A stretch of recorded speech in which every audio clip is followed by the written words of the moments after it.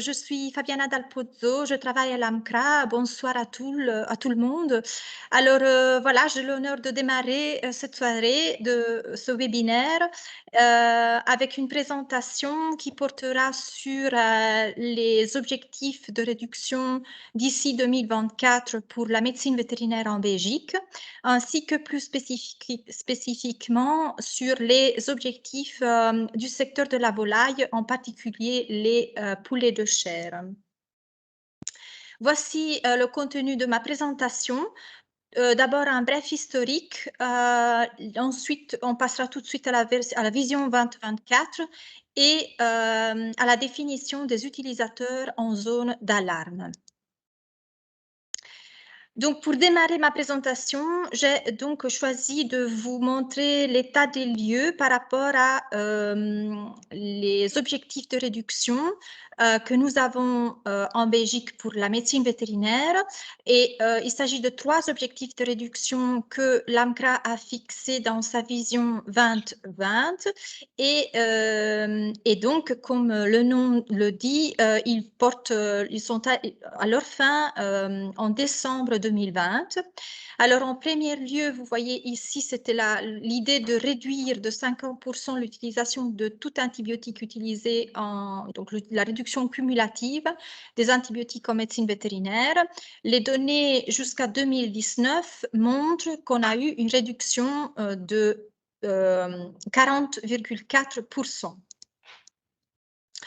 Le deuxième objectif, celui concernant les antibiotiques d'importance critique, lui, il portait sur une réduction de 75%, toujours par rapport à l'année de référence 2011.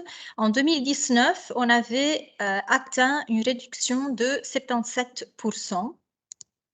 Et pour finir, le troisième objectif concernant les aliments médicamenteux contenant les antibiotiques, bien là, l'objectif était de réduire de 50% leur utilisation pour 2017. En 2017, on a obtenu, non seulement on a atteint cet objectif, mais on voit que dans l'année suivante, 2018 et encore en 2019, une réduction progressive a continué, ce qui montre que les efforts faits par le secteur et par tous les partenaires ont amené effectivement des résultats très, très, très positifs. Voilà, après ce bref historique qui permet de cadrer un peu la situation et voir où on en est actuellement, je vais vous présenter le nouveau plan de réduction, le plan appelé Vision 2024. Et comme vous l'imaginez, donc, il va porter sur les années à partir de 2021 jusqu'à 2024. Alors, dans le plan 2024, nous avons 4 objectifs de réduction chiffrés. Le premier, vous le voyez sur la dia maintenant, il s'agit de viser un maximum de 1% d'utilisateurs en zone d'alarme en 2024. La définition d'utilisateur en zone d'alarme, je vais vous la donner. Maintenant, ce que je veux rajouter par rapport à ce slide est qu'il s'agit d'un objectif chiffré qui concerne uniquement les espèces animales pour lesquelles déjà maintenant il existe un système de benchmarking. Donc, c'est un objectif qui s'adresse et qui intéresse uniquement les espèces suivantes: les porcs, dans la volaille, les poulets de chair et les poules pondeuses et les veaux de boucherie. Donc, tous les autres secteurs ne sont pas pour le moment concernés par ce premier objectif. Pourquoi? Parce que simplement, on n'a pas les données pour pouvoir aller mesurer combien d'utilisateurs en zone d'alarme nous avons. Et pour pouvoir fixer des objectifs des réductions chiffrées, il faut pouvoir avoir des données d'utilisation à la ferme, données qui sont maintenant connues depuis 2017 pour les espèces que je viens de citer, grâce à l'encodage des données d'utilisation des antibiotiques à la ferme dans Sanitelmed. Donc, c'est à partir de données de Sanitelmed que nous avons pu développer des objectifs chiffrés pour ces 3 secteurs et que nous avons pu développer aussi un trajet de réduction. Donc, je vais maintenant vous expliquer ce que c'est un trajet de réduction.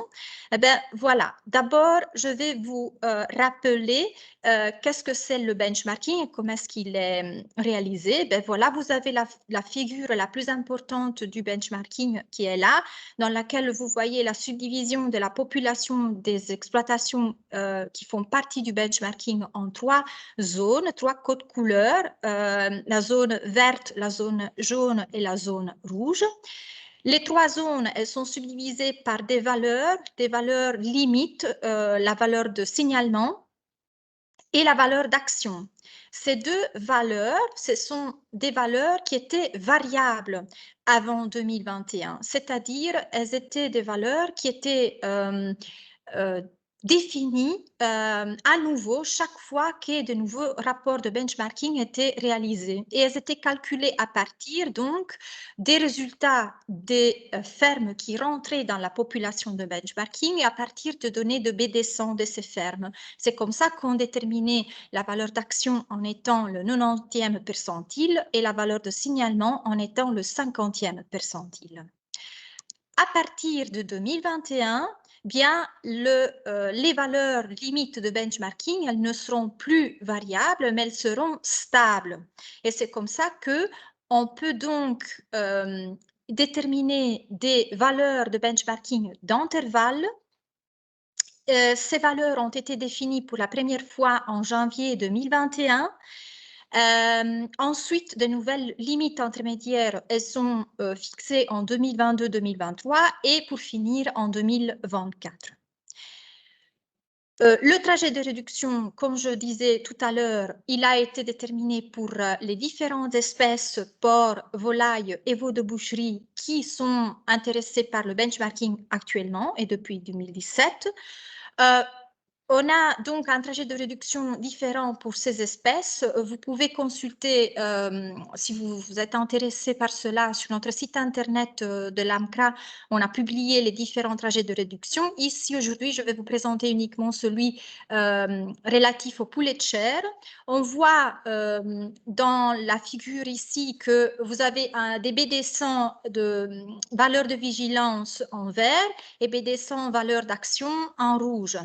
Et vous voyez que les premières valeurs limites, elles ont été fixées à partir de janvier 2021. Il y aura une modification de la valeur de vigilance et de la valeur d'action au 1er janvier 2023. Les 2 valeurs vont se réduire, donc de 6 on passe à 5, de 14 on passe à 12. Et pour finir, à la fin de l'année 2024, on aura à nouveau une réduction de la valeur d'action qui passera de 12 à 10.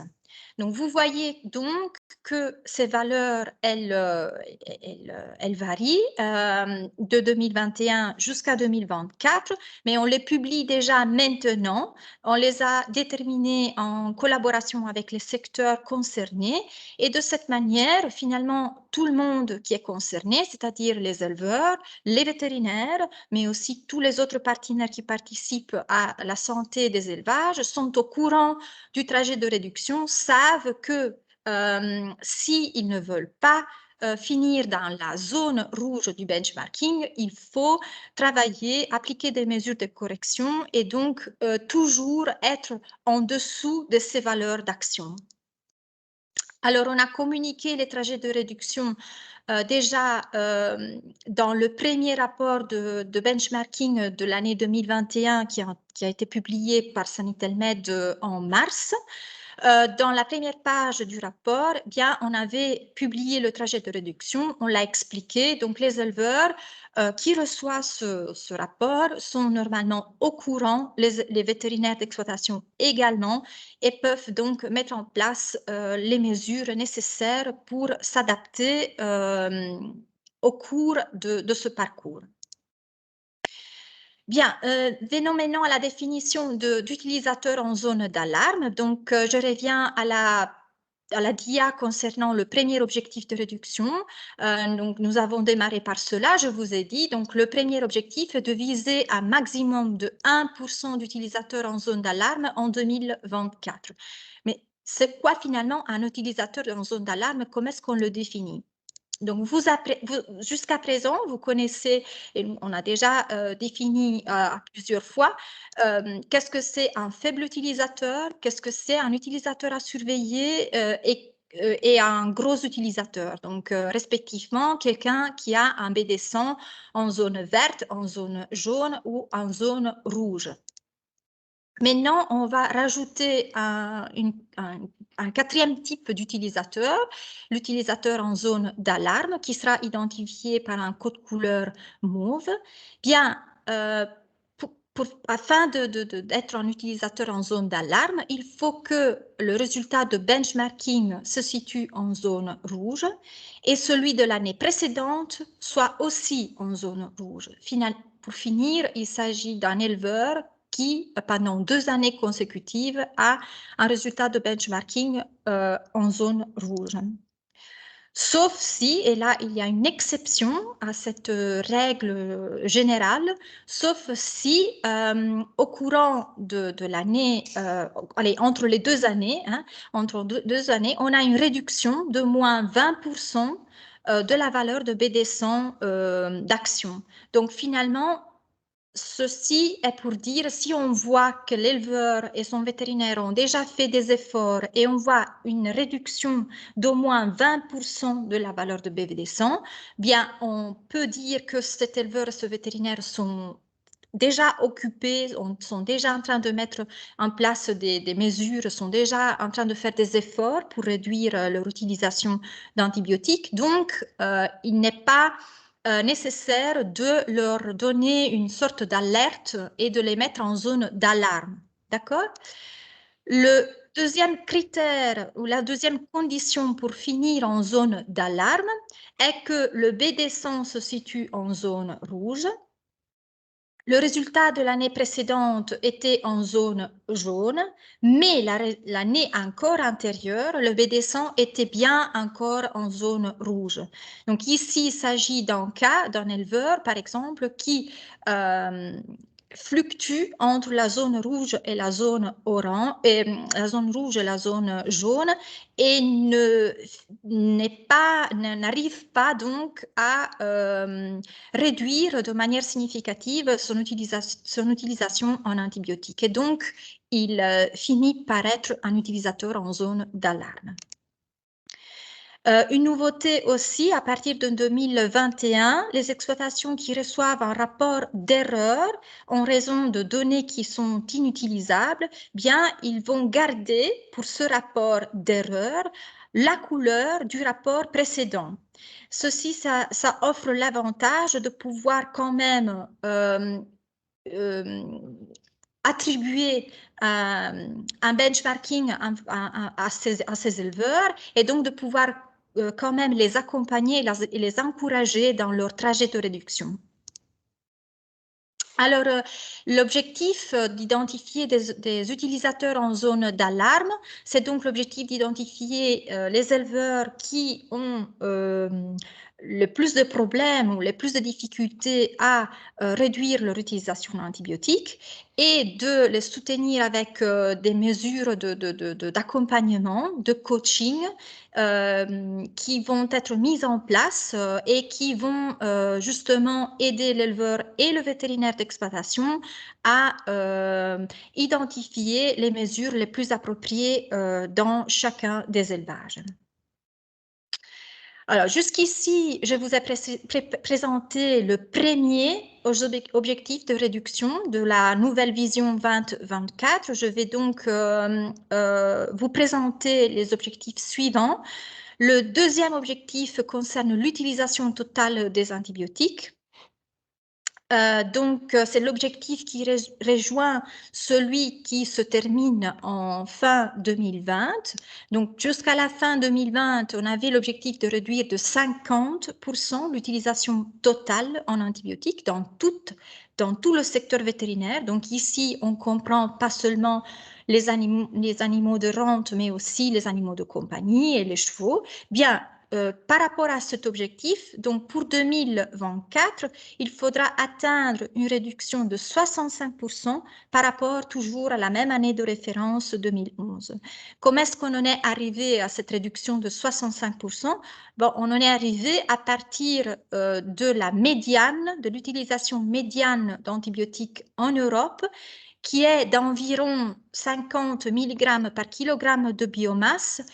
Si on regarde quelle est la situation de la Belgique actuellement, on se rend compte qu'on est encore loin de cette médiane. Bien, pour pouvoir l'atteindre, il faut donc réduire de 65% l'utilisation par rapport à 2011.